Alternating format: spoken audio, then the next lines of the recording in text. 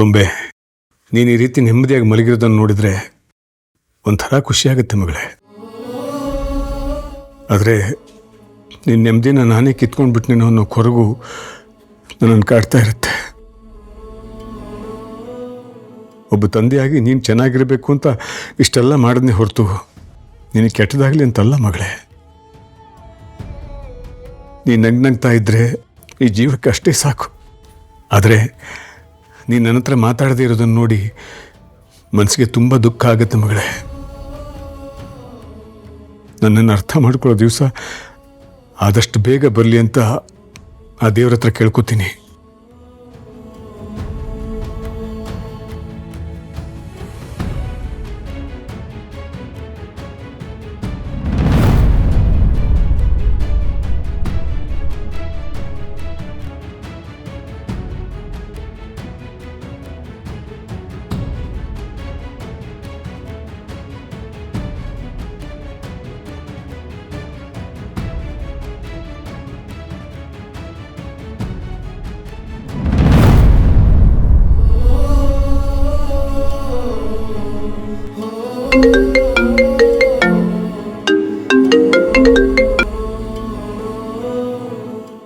ಹೇಳುಗಿರಿ ಅಪ್ಪ, ಮನೆ ಹತ್ರ ಪಾರ್ಕ್ ಇದೆಯಲ್ಲ, ಅಲ್ಲಿ JS ಒಬ್ಬನೇ ಯಾರಿಗೋ ಕಾಯ್ತಾ ಇರೋ ಹಾಗಿದೆ.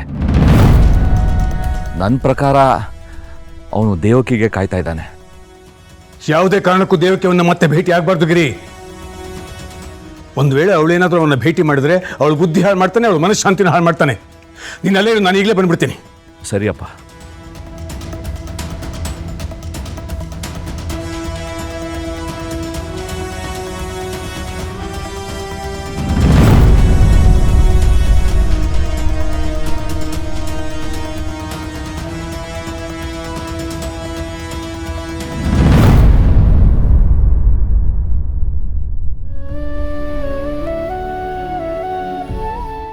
ಅಮ್ಮ, ಯಾವಾಗ ಬಂದೆ? ಈಗ ಬಂದೆ ದೇವಕಿ. ಏನಾಗಿದೆ ಮಗಳೇ ನಿನಗೆ? ಯಾಕೆ ಹೇಗಿದೀಯಾ?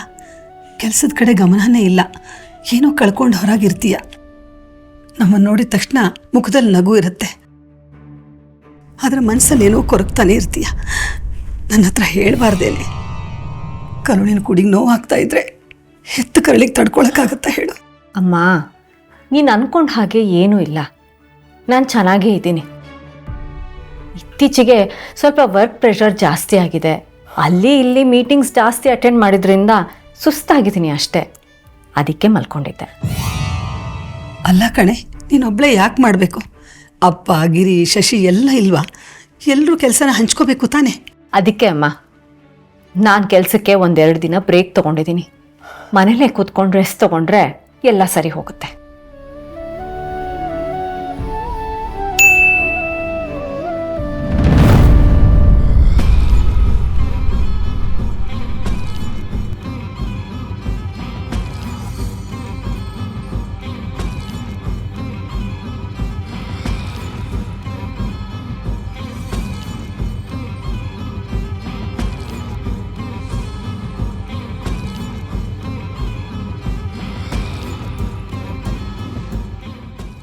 ಈ ಮನೇಲಿ ಏನೇನೋ ಬದಲಾವಣೆ ಬೆಳವಣಿಗೆ ಆಗ್ತಿರೋ ಹಾಗೆ ಕಾಣಿಸ್ತಿದೆ. ಇಂಥ ವಿಷಯಗಳನ್ನ ಮಾತಾಡೋದಕ್ಕೆ ಮೊದಲಾದರೂ ಶೋಭಿತಾ ಸಿಗ್ತಾ ಇಲ್ಲೋ. ಈಗ ಅವಳು ಕೆಲಸದಲ್ಲಿ ಬ್ಯುಸಿ ಆಗಿಬಿಟ್ಟಿದ್ದಾಳೆ. ಅವಳು ನನ್ನ ಕೈಗೆ ಸಿಗ್ತಿಲ್ಲ. ಎಷ್ಟು ದೊಡ್ಡ ಮನೆಯಲ್ಲಿ ನನಗಂತೂ ಒಂಟಿ ಫೀಲ್ ಆಗ್ತಾಯಿದೆ. ಇರಲಿ, ಪರವಾಗಿಲ್ಲ. ನನ್ನ ಮಗಳನ್ನು ಕಡೆಗಣಿಸಿರೋ ಈ ಮನೆಯವ್ರ ಮುಂದೆನೇ ಅವಳು ಎತ್ತರಕ್ಕೆ ಬೆಳಿಬೇಕು, ಅಷ್ಟು ಸಾಕು. ಆದರೂ ಇಲ್ಲಿ ಏನೇ ನಡೀತಾ ಇದ್ರು ನನಗೆ ವಿಷಯ ಹೇಳಮ್ಮ ಅಂತ ಹೇಳಿದ್ಲಲ್ವಾ. ಹೋಗಿ ಅವಳಿಗೆ ಎಲ್ಲ ವರದಿನೂ ಒಪ್ಪಿಸೋಣ.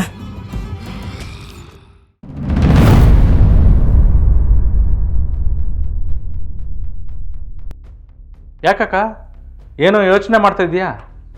ಏನಾಯ್ತು? ಏನೂ ಇಲ್ಲ ಕಣ ಮಹೇಶ. ಅದು ನಿನ್ನೆ ರಾತ್ರಿ ಸಂಜೀವ ತುಂಬ ಬೇಜಾರಲ್ಲಿರೋ ಹಾಗಿದ್ದ. ಅವನ್ನ ನೋಡ್ತಿದ್ರೆ ಅವನ ಮನಸ್ಸಲ್ಲಿ ಏನೋ ಇಟ್ಕೊಂಡು ಕೊರಗ್ತಾ ಇದ್ದಾನೆ ಅನ್ನಿಸ್ತಿದೆ. ಏನು ಅಂತ ಕೇಳಬೇಕಿತ್ತಲ್ವಾ? ಕೇಳಿದೆ ಕಣ ಮಹೇಶ. ಅದಕ್ಕೆ ಅವನು ನಾನು ಲಕ್ಷ್ಮಿ ಬಗ್ಗೆ ಯೋಚನೆ ಮಾಡ್ತಾ ಇದ್ದೀನಿ ಅಂತ ಹೇಳ್ದ. ಅಲ್ಲ ಕಣ ಮಹೇಶ, ಲಕ್ಷ್ಮಿ ಮದುವೆ ಮಾಡಿಕೊಂಡು ತನ್ನ ಗಂಡನ ಮನೆಯಲ್ಲಿ ಸುಖವಾಗಿದ್ದಾಳೆ. ಈಗ ಇವನು ಅವಳ ಬಗ್ಗೆ ಇಷ್ಟೊಂದು ಗಾಢವಾಗಿ ಯೋಚನೆ ಮಾಡೋಂಥದ್ದು ಏನಿದೆ ಹೇಳು? ಅದು ಸರಿನೇ ಬಿಡಿ ಅದಕ್ಕೆ. ಬಡತನದಲ್ಲಿ ಬೆಳೆದಿರೋ ಹುಡುಗಿ ಶ್ರೀಮಂತರ ಮನೇಲಿ ಆರಾಮಾಗೇ ಇದ್ದಾಳೆ. ಏಯ್, ಸ್ವಲ್ಪ ಬಾಯಿ ಮುಚ್ಕೊಂಡಿರ್ತೀಯ? ಯಾವಾಗ ನೋಡಿದ್ರು ಇನ್ನೊಬ್ಬರ ಬಗ್ಗೆ ಉರ್ಕೊಂಡು ಸಾಯೋದೇ ಆಯ್ತಲ್ಲ ನಿನ್ಗೆ. ನೀನೀಗ ಈ ಮನೇಲಿ ಸುಖವಾಗಿಲ್ವಾ? ಹೌದೌದು, ಭಾಳ ಸುಖವಾಗಿದ್ದೀನಿ. ಈ ಸುಖನ ಹೇಳ್ಕೊಳ್ಳೋದಕ್ಕೆ ನನಗೆ ಮಾತೇ ಬರ್ತಿಲ್ಲ. ಈಗ ನೀನು ಸ್ವಲ್ಪ ಸುಮ್ಮನಿರ್ತೀಯ? ಅಕ್ಕ, ಅವನಿಗೆ ಸ್ಕೂಲಲ್ಲಿ 100 ಟೆನ್ಷನ್ ಇರುತ್ತೆ, ಅದ್ರ ಬಗ್ಗೆ ಯೋಚನೆ ಮಾಡ್ತಾ ಇರ್ಬೋದಷ್ಟೇ. ಇಲ್ಲ ಕಣೋ ಮಹೇಶ, ಅವನು ಸ್ಕೂಲ್ ಬಗ್ಗೆ ಇಷ್ಟೊಂದು ತಲೆ ಕೆಡಿಸ್ಕೊಂಡಿರೋದನ್ನು ನಾನು ಯಾವತ್ತೂ ನೋಡೇ ಇಲ್ಲ. ಯಾಕೆ ಅಂದರೆ ಅದು ಅವನು ಇಷ್ಟಪಟ್ಟು ಮಾಡ್ತಾ ಇರೋ ಕೆಲಸ.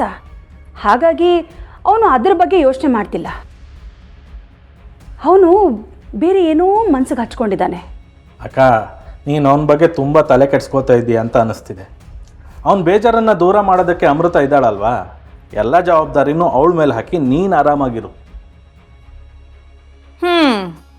ಅವಳು ದೂರ ಮಾಡ್ತಾಳೋ ಅಥವಾ ಅವಳೇ ಅವನ ಅಸಮಾಧಾನಕ್ಕೆ ಕಾರಣವಾಗಿದ್ದಾಳೋ ಯಾರಿಗೆ ಗೊತ್ತು? ಏನು ಹೇಳ್ತಿದ್ಯಾ ಕುಮುದ? ಹೌದು ಅದಕ್ಕೆ, ನಿನ್ನೆ ಅದ್ಯಾವುದೋ ನೋಟಿಸ್ ಬಂದಮೇಲಿಂದನೇ ತಾನೇ ಸಂಜೀವ ಇಷ್ಟೆಲ್ಲ ಯೋಚನೆ ಮಾಡ್ತಿರೋದು.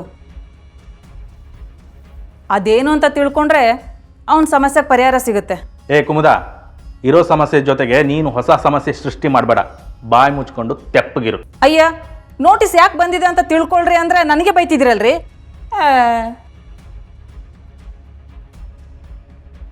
ಅಕ್ಕ, ಅವಳ ಮಾತಿನ ಬಗ್ಗೆ ನೀನು ತಲೆ ಕೆಡಿಸ್ಕೋಬೇಡ. ಅದೇನು ಅಂತ ನಾನು ವಿಚಾರಿಸ್ತೀನಿ.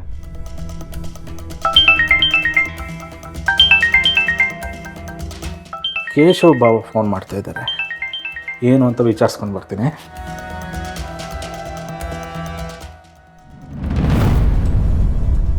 ಹೇಳಿ ಬಾಬಾ. ಮಹೇಶ, ಅದು ನಮ್ಮ ನಳಿನಿದು ಅತಿ ಆಯಿತು ಕಣ. ಅವಳು ಇವತ್ತು ಸರಿ ಹೋಗ್ತಾಳೆ, ನಾಳೆ ಸರಿ ಹೋಗ್ತಾಳೆ ಅಂತ ಕಾಯ್ತಿದ್ರು ಅವಳು ಮಾತ್ರ ಬದಲಾಗೋ ಲಕ್ಷಣಗಳೇ ಕಾಣ್ತಾ ಇಲ್ಲ. ಊರು ತುಂಬ ಬೇರೆ ಬರೀ ಅವಳದೇ ಸುದ್ದಿ, ಜೊತೆಗೆ ಮಕ್ಕಳು ಕೂಡ ತುಂಬ ಗಾಬರಿಯಾಗಿದ್ದಾರೆ. ಈಗ ಅವಳ ಮೇಲೆ ಬರ್ತಿರೋ ನಾಟಕದ ದೆವ್ವಕ್ಕೆ ಒಂದು ಪರಿಹಾರ ಮಾಡಬೇಕಲ್ಲ. ಅಷ್ಟೇ ತಾನೇ, ನೀವೇನು ತಲೆ ಕೆಡಿಸ್ಕೋಬೇಡಿ. ಇನ್ನು ಸ್ವಲ್ಪ ಹೊತ್ತಿಗೆ ನಿಮ್ಮ ಮನೆಗೆ ಒಬ್ಬರು ಗುರೂಜಿ ಬರ್ತಾರೆ. ಯಾರೋ ಅದು, ಅವ್ರನ್ನ ಎಲ್ಲಿಂದ ಕರ್ಕೊಂಬರ್ತೀಯಾ?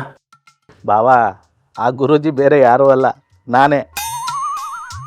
ಆ ನಾಟಕದ ದೆವ್ವನ ಬಿಡಿಸೋದಕ್ಕೆ ನಾಟಕದ ಗುರೂಜಿನೇ ಆಗಬೇಕು. ನಾನು ಆಗ್ಬೋದಲ್ವಾ? ಅರ್ಥ ಆಯ್ತು ಬಿಡು. ಆದಷ್ಟು ಬೇಗ ಬಾ. ಆಯಿತು ಮಗು.